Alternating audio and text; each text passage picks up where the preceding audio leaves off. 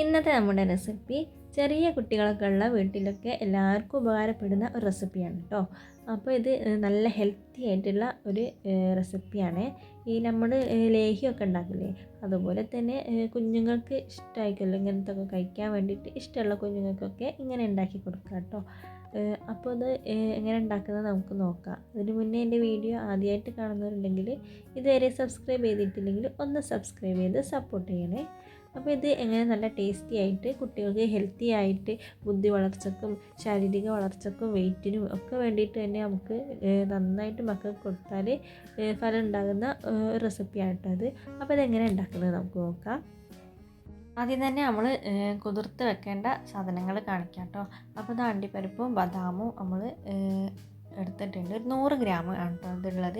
നിങ്ങൾക്ക് അളവൊന്നും വേണമല്ലോ കേട്ടോ, നിങ്ങൾക്ക് ഇഷ്ടമുള്ള അത്രയും അളവിന് എടുക്കുക. അതിപ്പോൾ ഒന്ന് കുറഞ്ഞു പോയാലും കൂടിപ്പോയാലും ഒന്നും ഒരു പ്രശ്നമില്ല. അപ്പോൾ ബദാം നമ്മൾ ഇതുപോലെ തോല് കളഞ്ഞെടുക്കുക കേട്ടോ. പിന്നെ നമുക്ക് ഇതിലേക്ക് ആവശ്യമായിട്ടുള്ള സാധനങ്ങളൊക്കെ ആണ് നമ്മൾ അണ്ടിപ്പരിപ്പ് കണ്ട്, പിന്നെ അതുപോലെ കൂവപ്പൊടി റാഗിപ്പൊടിയാണ് കേട്ടോ. അത് നമ്മൾ തന്നെ പൊടിപ്പിച്ചിട്ടുള്ള പൊടിയാണ്. പിന്നെ ഇതാ തേങ്ങാപ്പാലാണ് കേട്ടോ. ഒരു തേങ്ങൻ്റെ മുഴുവനായിട്ടുള്ള പാലാണ് ഇത്. 1-ാം പാലാണ് കേട്ടോ, 2-ാം പാലും ആവശ്യമുണ്ട് കേട്ടോ. പിന്നെ നമ്മൾ ബദാം, കാരക്ക, മുന്തിരി, പിന്നെ ഇതിലേക്ക് നമുക്ക് കടലയും കൂടെ ആവശ്യമുണ്ട്. വറുത്തിട്ടുള്ള കടലാണ് കേട്ടോ നമുക്ക് ഇതിലേക്ക് വേണ്ടത്. അപ്പോൾ ആ കടലയും കൂടെ നമ്മൾ കാണിച്ചിട്ടുണ്ട്. ഇനി നമുക്കിത് കാരക്കൻ്റെ കുരു കളഞ്ഞതിന് ശേഷം മിക്സിൻ്റെ ജാറിലിട്ട് നന്നായിട്ടൊന്ന് അരച്ചെടുക്കുക. അപ്പോൾ ഇത് നന്നായിട്ട് അരച്ചെടുത്തിട്ടുണ്ട്. ഇനി അതിലേക്ക് അത് ഒരു പാത്രത്തിലേക്ക് മാറ്റി വെച്ചതിന് ശേഷം അതിലേക്ക് ബദാമും അണ്ടിപ്പരിപ്പും ഒക്കെ നന്നായിട്ട് കഴുകണം കേട്ടോ. അപ്പോൾ നമ്മൾ കഴുകിയിട്ടാണ് കേട്ടോ ഇതൊക്കെ ഇതിലേക്ക് ഇടുന്നത്.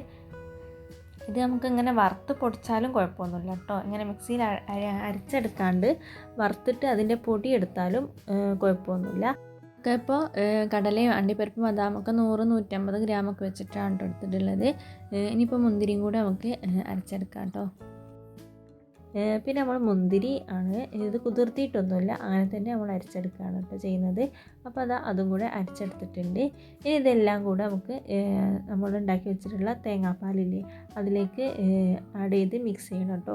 അപ്പോൾ ആദ്യം തന്നെ നമുക്ക് റാഗിപ്പൊടി ഇട്ട് മിക്സ് ചെയ്തെടുക്കാം. ഇത് അല്ലാണ്ട് നമ്മൾ ചൂടാക്കിയാൽ പെട്ടെന്ന് തന്നെ കട്ടായി പോകും. അപ്പോൾ വെള്ളത്തിലിട്ട് ഇങ്ങനെ തേങ്ങാപ്പാലിലോ വെള്ളത്തിലോ എങ്ങനെയായാലും കുഴപ്പമില്ല, ഇതൊന്ന് നന്നായിട്ട് മിക്സ് ചെയ്തെടുക്കുക. അങ്ങനെ തേങ്ങാപ്പാൽ തന്നെ ഇട്ട് മിക്സ് ചെയ്തെടുക്കാം കേട്ടോ. പിന്നെ നമ്മൾ എടുത്ത് വെച്ചിട്ടുള്ള കൂവപ്പൊടിയും കൂടെ ഇതിലേക്ക് ചേർക്കുന്നുണ്ട്. 2 സ്പൂണ് കൂവപ്പൊടിയാണ് കേട്ടോ. ഇത് ചേർത്തില്ലെങ്കിലും കുഴപ്പമൊന്നുമില്ല, ഉണ്ടെങ്കിൽ ചേർത്ത് കൊടുക്കുക, നല്ലതാണ്. ഇനി നമ്മൾ ഇതും കൂടെ രണ്ടും കൂടെ മിക്സ് ചെയ്യുകയാണ് കേട്ടോ. ഇത് രണ്ടും ചൂടുവെള്ളത്തിലേക്ക് ഇട്ടാൽ കട്ട ആയി പോകുന്നത് കൊണ്ട് തന്നെ നമ്മൾ വെള്ളത്തിൽ ആദ്യം തന്നെ മിക്സ് ചെയ്തെടുക്കണേ. അപ്പോൾ ഇത് മിക്സ് ചെയ്തെടുത്തിട്ടുണ്ട്. ഇനി അതിലേക്ക് നമ്മൾ അരച്ച് വെച്ചിട്ടുള്ള നമ്മുടെ അരപ്പുകളെല്ലാം കൂടെ ഇതിലേക്ക് മിക്സ് ചെയ്ത് കൊടുക്കുക കേട്ടോ. അണ്ടിപ്പരിപ്പും ബദാമും കടലയും പിന്നെ മുന്തിരിയും കാരക്കയും എല്ലാം ഇതിലേക്ക് മിക്സ് ചെയ്തിട്ട് ഒന്ന് നന്നായിട്ട് തന്നെ ഇളക്കി മിക്സ് ചെയ്ത് കൊടുക്കണേ. ഇത് പൊടിച്ചാലും കുഴപ്പമൊന്നുമില്ല കേട്ടോ. വറുത്ത് പൊടിക്കുകയാണെന്നുണ്ടെങ്കിൽ ആ പൊടികൾ ഈ തേങ്ങാപ്പാലിലേക്ക് ഇട്ടുങ്ങാണ്ട് മിക്സ് ചെയ്ത് എടുത്താൽ മതിയേ.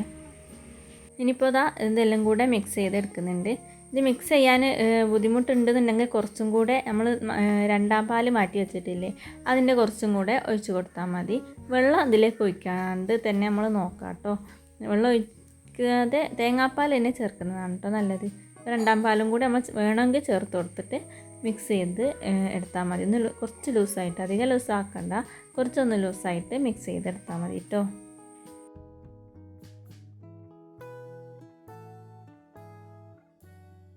ഇനി ഇതിപ്പോൾ നമുക്ക് വിരകിയെടുക്കാൻ വേണ്ടിയിട്ട് നമ്മളിപ്പോൾ ചീനച്ചട്ടിയാണ് കേട്ടോ ഉപയോഗിക്കുന്നത്.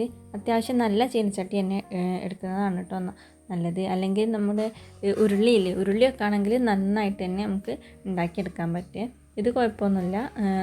അധികം എണ്ണയൊന്നുമില്ലാത്ത എണ്ണയിലൊന്നും പൊരിക്കുന്നൊന്നും ചട്ടി എടുക്കാണ്ട് നല്ല ചീനച്ചട്ടി തന്നെ എടുത്താലും മതി കേട്ടോ. കുറച്ച് കട്ടിയുള്ളത് എടുക്കാൻ നോക്കണേ, അല്ലെങ്കിൽ പെട്ടെന്ന് തന്നെ അടി പിടിക്കും. നമ്മളിപ്പോൾ ചട്ടിയിലേക്ക് നെയ്യാണ് കേട്ടോ ഒഴിച്ച് കൊടുത്തിട്ടുള്ളത്.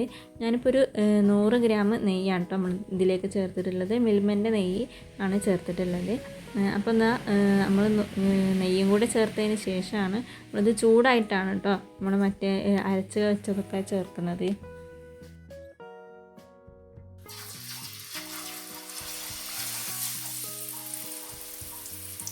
ആദ്യം തന്നെ നെയ്യ് ചൂടായതിലേക്ക് നമ്മൾ ഇട്ട് കൊടുത്തത് കാരക്ക അരച്ച് വെച്ചതാണ് കേട്ടോ. അപ്പോൾ അത് ആദ്യം ഇട്ട് കൊടുക്കണം. അതൊന്ന് ഇട്ട് മിക്സ് ചെയ്തതിന് ശേഷം ബാക്കിയുള്ളതൂടെ ചേർത്ത് കൊടുക്കാവുന്നതാണ്. അപ്പോൾ നമ്മളിത് ഇട്ടിട്ടൊന്ന് മിക്സ് ചെയ്ത് കൊടുക്കുന്നുണ്ട് കേട്ടോ.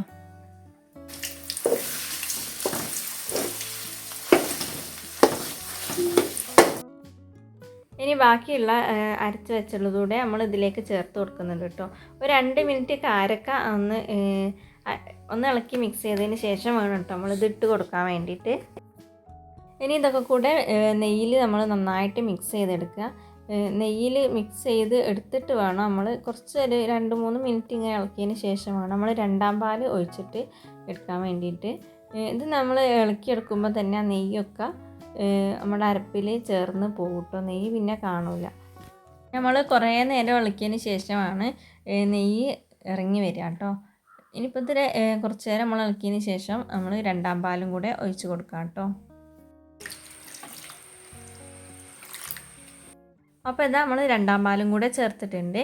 ഇനി ഇത് എല്ലാം കൂടെ ഒന്ന് മിക്സ് ചെയ്ത് നന്നായിട്ട് മിക്സ് ചെയ്തിട്ട് തന്നെ ഇളക്കി എടുക്കുക കേട്ടോ. ഇത് അടി പിടിക്കാതെ നോക്കണം കേട്ടോ. അപ്പോൾ നമ്മൾ ഇളക്കൽ നിർത്താണ്ട് ഇളക്കിക്കൊണ്ടേ ഇങ്ങനെ നിൽക്കുക കേട്ടോ. അടിയൊക്കെ നന്നായിട്ട് എടുത്തിങ്ങോട്ട് ഇളക്കണേ.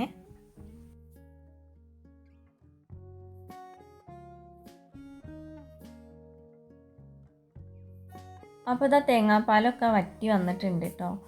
ഇത് നന്നായിട്ട് തന്നെ ആയി വരുന്നുണ്ട്. ഇതിൻ്റെ എണ്ണ നന്നായിട്ട് ഇറങ്ങി വരും കേട്ടോ. എണ്ണ ഇങ്ങനെ തെളിഞ്ഞ് വരും. ആ ഒരു ടൈമിലാണ് നമുക്കിത് റെഡി ആയിട്ട് വരിക. അപ്പോൾ തന്നെ റെഡി ആവില്ല, പിന്നെയും കുറേ ഇളക്കിയിട്ട് വേണം കേട്ടോ റെഡി ആവാൻ വേണ്ടിയിട്ട്. ഇത് കണ്ടില്ലേ, നന്നായിട്ട് തന്നെ എണ്ണ ഇറങ്ങി വരുന്നുണ്ട്. ഇതൊരു അരമണിക്കൂർ നമ്മൾ നിർത്താണ്ട് ഇളക്കിയിട്ടുണ്ട് കേട്ടോ. അരമണിക്കൂർ നമ്മളിങ്ങനെ ഇളക്കിയിട്ടുണ്ടെങ്കിൽ റെഡി ആയിട്ട് വരും കേട്ടോ. നമ്മൾ കുറച്ചെടുത്ത് നോക്കി കയ്യിലിങ്ങനെ ഉരുട്ടി നോക്കിയാൽ കയ്യിലൊന്നും ഒട്ടാത്ത രൂപത്തിലാണ് കേട്ടോ ഇത് റെഡി ആയോ ഇല്ലേന്ന് അറിയാം. ഇത് കണ്ടില്ലേ, എണ്ണയൊക്കെ ഇറങ്ങി വന്നിട്ടുണ്ട്. എണ്ണ ഒഴിവാക്കരുത് കേട്ടോ. ഇത് കൂട്ടി വേണം നമ്മളിത് കുട്ടികൾക്കൊക്കെ കൊടുക്കാൻ വേണ്ടിയിട്ട്. ഇത് നമുക്കും കഴിക്കാം കേട്ടോ. കുട്ടികൾക്ക് മാത്രമല്ല എല്ലാവർക്കും നല്ല ആരോഗ്യത്തിന് നല്ലത് തന്നെയാണ്. നമുക്കിതിലേക്ക് ശർക്കര ഉരുക്കിയിട്ട് അത് അരിച്ച് കളഞ്ഞിട്ട് അത് ആഡ് ചെയ്യാവുന്ന കേട്ടോ മധുരത്തിന് വേണ്ടിയിട്ട്. ഞാനിപ്പോൾ ശർക്കര ആഡ് ചെയ്യുന്നില്ല. ഇത് അത്യാവശ്യം മധുരമുള്ള കാരക്ക ആയതുകൊണ്ടാണ് ആഡ് ചെയ്യാത്തത് കേട്ടോ. എന്തായാലും നിങ്ങൾ ഉണ്ടാക്കുമ്പം ശർക്കര കുറച്ച് ആഡ് ചെയ്താൽ നന്നായിരിക്കും. ഇവിടെ ശർക്കര എൻ്റെ മധുരം അത്ര ഇഷ്ടമല്ല, അതുകൊണ്ട് തന്നെ ഞാൻ ചേർക്കാത്തതാണ്. അപ്പോൾ ഇത് റെഡി ആയോ എന്നറിയാൻ വേണ്ടിയിട്ട് നമ്മൾ കുറച്ചൊന്ന് എടുത്തിട്ട് ഇങ്ങനെ ഉരുട്ടി നോക്കുക. അങ്ങനെ ഉരുട്ടുമ്പോൾ നന്നായിട്ട് ഉരുണ്ട് വരുന്നുണ്ട്, കയ്യിലൊന്നും ഒട്ടാതെ വരുന്നുണ്ട് എന്നുണ്ടെങ്കിൽ നമ്മുടെ ഇത് റെഡി ആയിട്ടുണ്ട്, റെസിപ്പി റെഡി ആയിട്ടുണ്ട്. ഈ ഒരു പരുവത്തിൽ വേണം നമ്മൾ ഇറക്കി വെക്കാൻ വേണ്ടിയിട്ട്. അപ്പോൾ ഇത് എല്ലാവരും ഒന്ന് ട്രൈ ചെയ്ത് നോക്കണേ. ഇഷ്ടപ്പെട്ടാൽ ലൈക്ക് ചെയ്യാനും ഷെയർ ചെയ്യാനും സബ്സ്ക്രൈബ് ചെയ്യാനും ഒന്നും മറക്കല്ലേ. പിന്നെ നിങ്ങളുടെ അഭിപ്രായങ്ങളൊക്കെ കമൻറ്റ് ചെയ്യുക. തീർച്ചയായിട്ടും ഇത് കുട്ടികൾക്ക് ഉണ്ടാക്കി കൊടുക്കാം കേട്ടോ. ചൂടാറിയതിന് ശേഷമാണ് നമ്മൾ കുപ്പിയിലാക്കിയിട്ട് അടച്ചു വെക്കാൻ വേണ്ടിയിട്ട് കേട്ടോ.